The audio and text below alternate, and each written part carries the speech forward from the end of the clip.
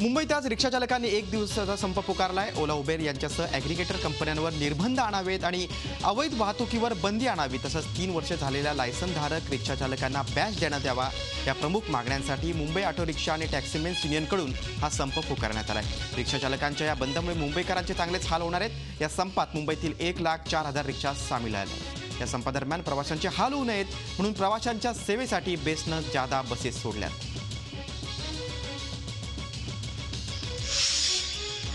मराठवाड्यातील शेतीसाठी लवकरच जायकवाडी धरणातून पाणी सोडण्यात येणार आहे। जायकवाडी धरणाच्या डाव्या आणि उजव्या कालव्यातून हे पाणी सोडण्यात येईल। यामुळे औरंगाबाद, जालना पिण्याच्या पाण्याची समस्या दूर होईल। पावसानं ओढ दिल्यामुळे मराठवाड्यातील खरीपाची पिकं संकटात सापडली। त्या पाण्यामुळे मात्र या पिकांना काही जीवदान मिळेल। जायकवाडी धरणातून नेमकं किती पाणी सोडायचं याविषयी सिंचन खात्यातील अधिकारी निर्णय घेतील, अशी माहिती पाणीपुरवठा मंत्री बबनराव लोणीकर यांनी झी मीडियाला दिली।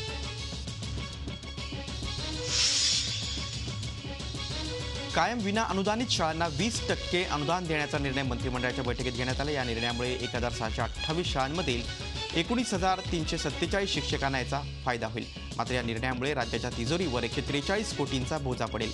ग्रामीण भागात खेडोपाडी शिक्षण पोहोचवण्यासाठी कायमस्वरूपी विना अनुदानित शाळांची गरज होती, मात्र यातला कायम शब्द जात नव्हता। मात्र 2009 पासून या शाळांच्या अनुदानासाठी सुरू असलेला प्रयत्नांना अखेर यश आलं।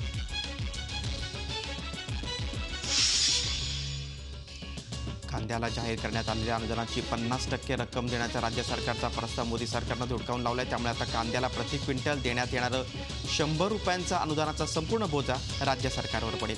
केंद्रानं प्रस्ताव फेटाळल्यामुळे संपूर्ण 100 रुपयांचं अनुदान राज्यानंच देण्याचा निर्णय मंत्रिमंडळाच्या बैठकीत घेण्यात आला। मात्र राज्यातील कृषी उत्पन्न बाजार समितीमध्ये 1 जुलै ते 31 ऑगस्ट 2016 या कालावधीमध्ये कांद्याची विक्री केलेले शेतकरी या अनुदानाला पात्र ठरतील।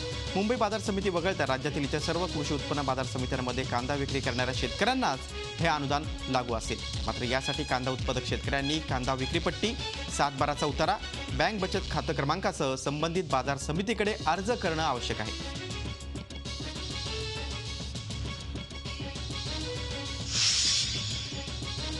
कोकणात गणेशोत्सवाला जाणाऱ्यांसाठी खुशखबर आहे। कोकणात जाणाऱ्या वाहनांना मुंबई पुणे एक्सप्रेस मार्गावर टोलमधून सूट मिळेल।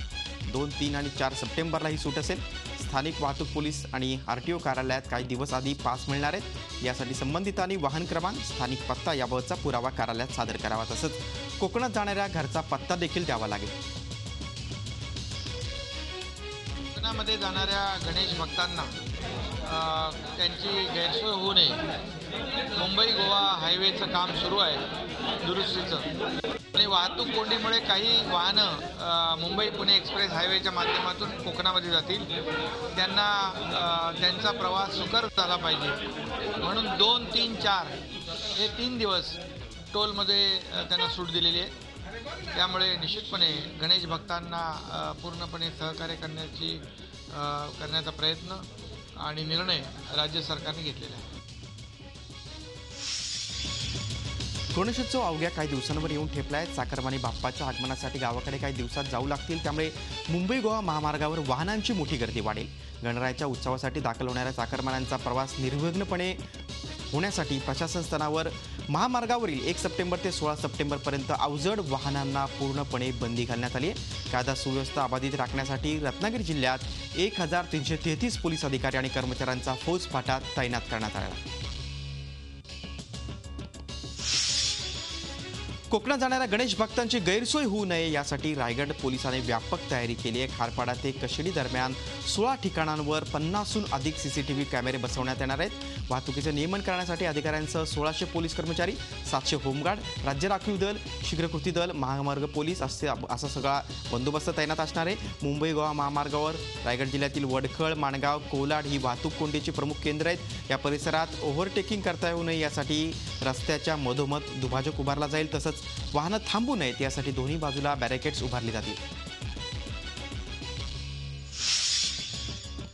राज्यातील 14 सिंचन प्रकल्पांच्या 94 निविदा रद्द करण्याचा निर्णय सरकारनं घेतला। ज्या प्रकल्पांची लाचलुचपत प्रतिबंधक विभागामार्फत चौकशी सुरू होती अशा 94 निविदा रद्द करण्याचा निर्णय राज्य मंत्रिमंडळाच्या बैठकीत घेण्यात आला। यापैकी बहुतांश प्रकल्प हे आघाडी सरकारच्या काळात सुरू झालेले होते, तर दुसरीकडे गोसीखुर्द प्रकल्पाच्या 18,494 कोटींच्या सुधारित प्रस्तावाला मान्यता देण्याचा निर्णय बैठकीत घेण्यात आला। तर कंत्राट रद्द करून विरोधकांना अडचणीत आणण्याचा प्रयत्न सरकार करत असेल तर ते शक्य नसल्याचं राष्ट्रवादीचे प्रवक्ते नवाब मलिक यांनी सांगितले।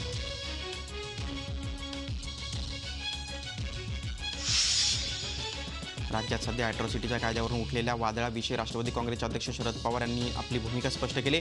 अॅट्रॉसिटी कायद्यात बदल करा असं म्हटलं नव्हतं, असं शरद पवारांनी काल पत्रकार परिषद घेऊन स्पष्ट केलं. शिवाय जर राज्यात कायद्याच्या विरोधात मोर्चे निघत असतील तर त्यात सरकारनं लक्ष घालावं, असे पवार यांनी नमूद केलं. अॅट्रॉसिटीज काय तर कुठल्याही कायद्याचा गैरवापर होता कामा नये, असे शरद पवारांनी स्पष्ट केलं. तर दुसरीकडे गैरवापर होत असेल तर अॅट्रॉसिटीचा कायदा रद्द करा अशी मागणी राज ठाकरेंनी केली. मुंबई आणि राज्यातल्या इतर स्थानिक स्वराज्य संस्थांसाठी होणाऱ्या निवडणुकीआधी कार्यकर्त्यांना मार्गदर्शन करण्यासाठी मुंबईत मेळावा घेतला गेला. त्यावेळी राज ठाकरे बोलत होते. त्याप्रमाणे कायदा करताना जातीचा विचारच केला जाऊ नये, असे राज ठाकरेंनी यावेळी स्पष्ट केलं. आरक्षण देताना आर्थिक निकष लावण्यात यावेत, असे त्यांनी नमूद केलं. आणि अॅट्रॉसिटीचा जर समजा उपयोग म्हणण्यापेक्षा त्याचा दुरुपयोग जर समजा जास्ती होत असेल तर मला असं वाटतं की हा कायद्यामध्ये बदल होणं गरजेचं आहे. हा कायदा बाजूला करून परत काहीतरी नव्याने विचार करण्याची आवश्यकता आहे. पण हा आत्ताचा अॅट्रॉसिटीचा जर समजा लोक त्याचे गैरफायदे घेत असतील तर हा बंद केला पाहिजे.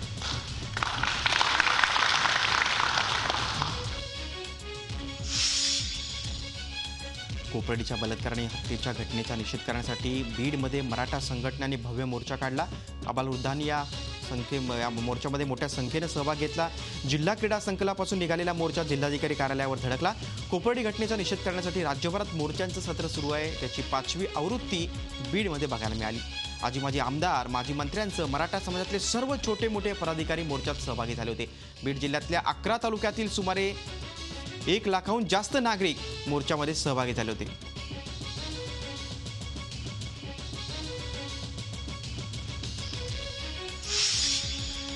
दलित शब्दानं कुणाला संबोधन केल्यानं संबंधित व्यक्तीच्या भावना दुखावल्या जातात. दलित हा शब्द असंवैधानिक आणि आक्षेपार्ह असल्यानं मुद्रित, दृकश्राव्य तसंच सोशल नेटवर्किंग साईट्सवर हा शब्द वापरण्यात येऊ नये अशी विनंती करणारी याचिका मुंबई उच्च न्यायालयाच्या नागपूर खंडपीठात केली. या प्रकरणी न्यायालयानं प्रतिवादींना याचिका दाखल करण्याआधी नोटीस बजावत 3 आठवड्यांच्या आत उत्तर मागितलंय. भीमशक्ती संघटनेचे विदर्भ महासचिव पंकज लीलाधर मेश्राम यांनी ही याचिका दाखल केली. बुलढाणा जिल्ह्यातील शेगावमध्ये 4.5 लाखांचा रेशनचा माल जप्त करण्यात आला. हा सर्व माल काळ्या बाजारात विक्रीसाठी साठवून ठेवण्यात आला होता. या संदर्भात स्थानिक गुन्हे शाखेला माहिती मिळाल्यानंतर रात्री 12 वाजण्याच्या सुमारास धाड टाकून कारवाई करण्यात आली. या कारवाईमध्ये सार्वजनिक वितरण प्रणालीचा 133 क्विंटल तांदूळ आणि इतर साहित्य आढळून आलं. या कारवाईमध्ये 4,30,000 रुपयांचा माल जप्त करण्यात आला. शेख असलम याला अटक करण्यात आली असून पंकज शर्मा आणि मनोज खंडेलवाल हे 2 आरोपी फरार आहेत. सर्वोदय औद्योगिक वसाहत संस्थेमधील गजानन ॲग्रो इंडस्ट्रीजच्या दक्षिणेला पंकज शर्मा याच्या मालकीच्या 3 पत्रांच्या शेडमध्ये हा सर्व रेशनचा तांदूळ साठवून ठेवण्यात आला होता. अहमदनगर जिल्ह्यातील कोपरगाव तालुक्यातील डेंग्यूनं थैमान घातलं. एका महिन्यात 5 जणांचा डेंग्यूने मृत्यू झाला. यामध्ये 4 शाळकरी मुली आणि एका शेतकऱ्याचा समावेश आहे. कोपरगावातील अनेक खासगी हॉस्पिटलमध्ये डेंग्यूच्या उपचारासाठी रुग्ण दाखल झालेत. याशिवाय नाशिक, लोणी अशा ठिकाणी देखील या रुग्णांना हलवण्यात आले. डेंग्यूचा प्रादुर्भाव मोठ्या प्रमाणात होत असताना देखील नगर परिषद मात्र काही पावलं उचलत नसल्याचा आरोप स्थानिकांचा आहे. नगर परिषदेचा निषेध करण्यासाठी मनसेनं मोर्चा काढला. तसंच शहरात औषध फवारणी करण्याची मागणी करण्यात आली. मुंबईत ओला उबेरच्या कार सेवेविरोधात संप टाळला असला तरी नाशिकमध्ये मात्र रिक्षा आणि ऑनलाईन कार सेवा समोरासमोर उभ्या टाकल्यात. शहरातील प्रत्येक भागात रिक्षा चालकांचे टॅक्सी चालकांसोबत वाद होत आहेत. त्यामुळे हा वाद पोलिसात पोहोचतोय. राज्यातील महानगरात सर्वत्र हे प्रकार वाढताना दिसतात. रिक्षा चालक व टॅक्सी चालक आपली सेवा सुधारण्याऐवजी भांडणात मग्न आहेत. प्रवाशांचा कल यामुळे उबेर ओलाकडे अधिक वाढतोय.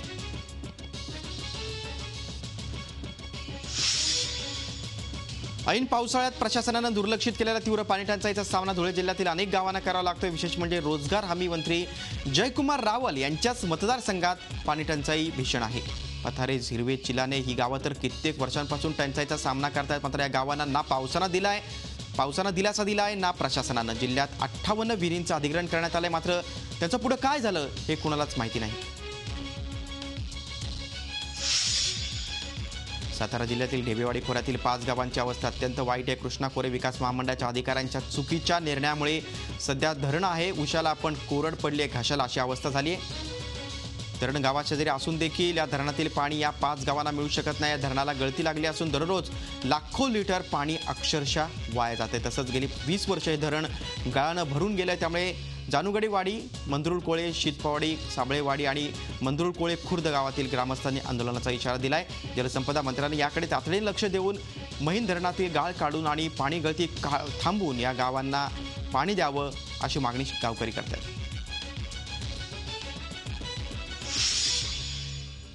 चालत्या रेल्वे गाडीतून अतिशय सफाईनं प्रवाशांच्या दागदागिने चोरणाऱ्या एका गँगला नागपूरच्या रेल्वे पोलिसांनी अटक केली.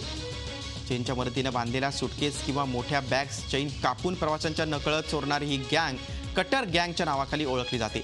नागपूर लोहमार्ग पोलिसांनी केलेल्या कारवाईमध्ये 5 चोरांना अटक केली असून सर्वच आरोपी हे बिहार आणि उत्तर प्रदेश राज्यातील रहिवासी आहेत. या टोळीनं आजवर अनेक प्रवाशांना अशा प्रकारे लुटल्याची माहिती पोलिसांनी दिली. या दृष्टीने तपास सुरू असून या आरोपींकडून अनेक धक्कादायक बाबी उघड होण्याची शक्यता आहे.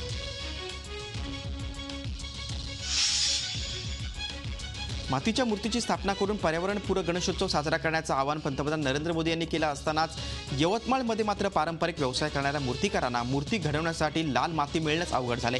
महसूल प्रशासन आणि MIDCतील गोंधळात ज्या ठिकाणी लाल माती आहे त्या जागेवरून माती न्यायला मूर्तिकाराला मज्जाव करण्यात येतोय. त्यामुळे पिढीजात मूर्तिकार अडचणीत आले असून गणेश भक्तांना प्रधानमंत्र्यांच्या आवाहनानुसार मातीच्या मूर्ती बसवता येणार नाही, त्यावर तोडगा न काढल्यास मोठा पेच निर्माण होणार आहे. सोबतच मूर्तिकारांची उपासमार देखील होते.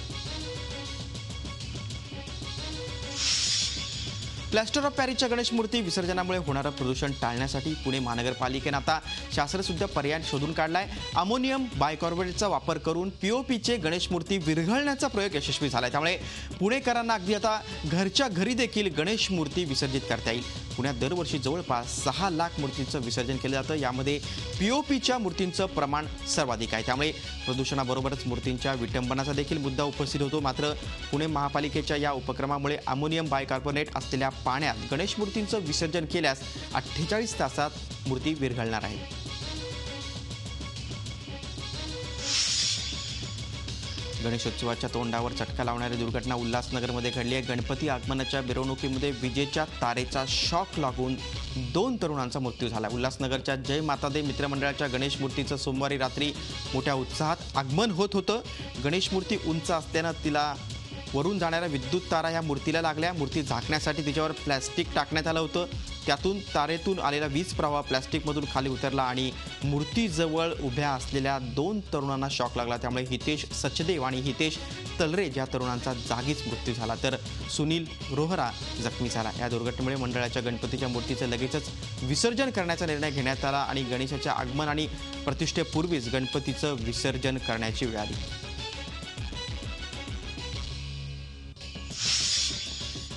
मुंबईत अपंगांना लोकलमध्ये सोयीसुविधा न दिल्यास मध्य आणि पश्चिम रेल्वेच्या जनरल मॅनेजर विरुद्ध न्यायालयात अवमान केल्याप्रकरणी कारवाई करण्यात येईल असा इशारा मुंबई हायकोर्टानं दिलाय. मुंबई लोकल स्टेशन्सवर अपंगांना लोकलमध्ये चढण्या उतरण्यासाठी ऑडिट करण्याच्या मुद्द्यावरून मुंबई हायकोर्टानं रेल्वे मंत्रालयाला चांगलंच खडसावलं. रेल्वेनं सोयीसुविधा द्याव्यात, पण त्या पुरेशा आहेत की नाही हे नेचर अँड नर्चर ही संस्था करेल आणि मग आम्ही त्यांनी दाखवलेल्या त्रुटींवर काम करू असं प्रतिज्ञापत्र देण्याची मध्य आणि पश्चिम रेल्वेच्या जनरल मॅनेजरची तयारी आहे का अशी विचारणा कोर्टानं रेल्वेकडे केली. यावर आपण संबंधित अधिकाऱ्यांशी बोलून भूमिका स्पष्ट करतो असं रेल्वेच्या वकिलांनी हायकोर्टाला सांगितलं.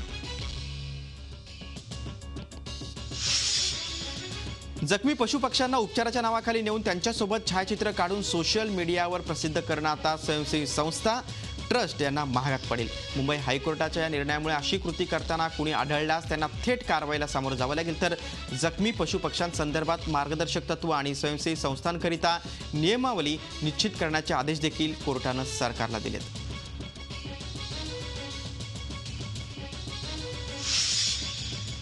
मुंबई विद्यापीठाच्या ढिसाळ कारभाराविरोधात ABVP आक्रमक झाली असून विद्यापीठावर ABVPकडून जोरदार मोर्चा काढण्यात आला. कोकण आणि मुंबई विभागातील जवळपास 5,000 विद्यार्थ्यांनी यात सहभाग घेतला. कुलगुरू डॉक्टर संजय देशमुख यांच्या व्यवस्थेविरोधात घोषणाबाजी करत हे आंदोलन सुरू करण्यात आलं.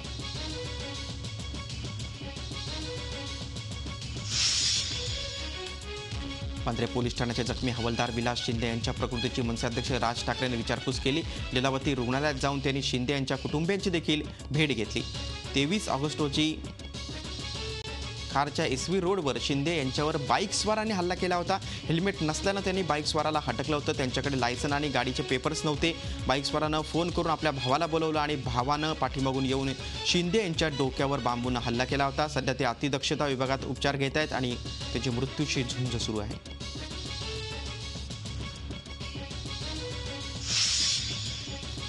नवी मुंबईतील माथाडी कामगारांसाठी राखीव असलेली घरं ही बिगर माथाडींना मिळवून देण्याचं आमिष दाखवून 104 जणांची फसवणूक केल्याचा प्रकार उघडकीस आलाय. तब्बल 4,51,00,000 रुपयांची फसवणूक झाली असल्याचं समोर आलंय.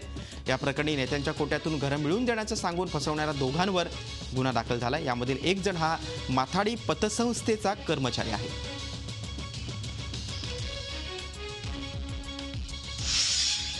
गल्लीतील टवाळखोरांच्या छेडछाडीला कंटाळून सिन्नरमधील 9वीत शिकणाऱ्या मुलीने आत्महत्या करून त्रास देत होते अशी तिच्या कुटुंबियाची तक्रार आहे.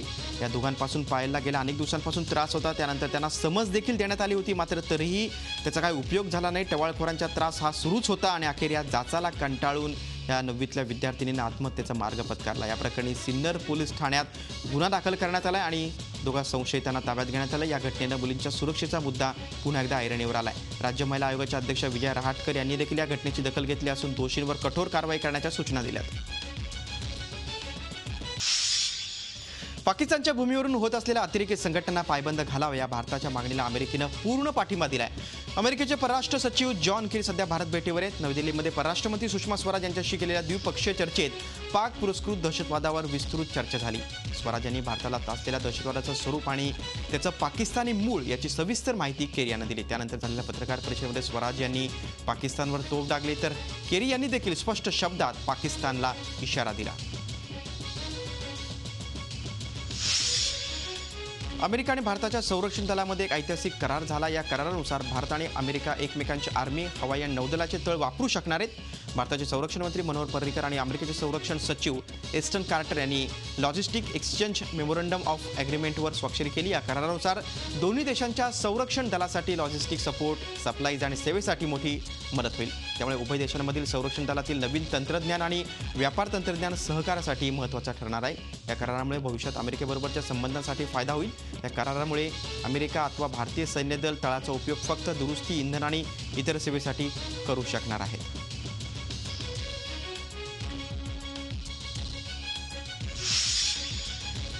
गुजरात दौऱ्यावर असलेल्या पंतप्रधान नरेंद्र मोदींनी एका कॅमेरामनचे प्राण वाचवलेत. गुजरातमध्ये आजी धरणाचं पाणी सोडलं जाणार होतं. त्याच्या कार्यक्रमासाठी पंतप्रधान नरेंद्र मोदी, गुजरातचे मुख्यमंत्री विजय रुपानी, उपमुख्यमंत्री नितीन पटेल उपस्थित होते.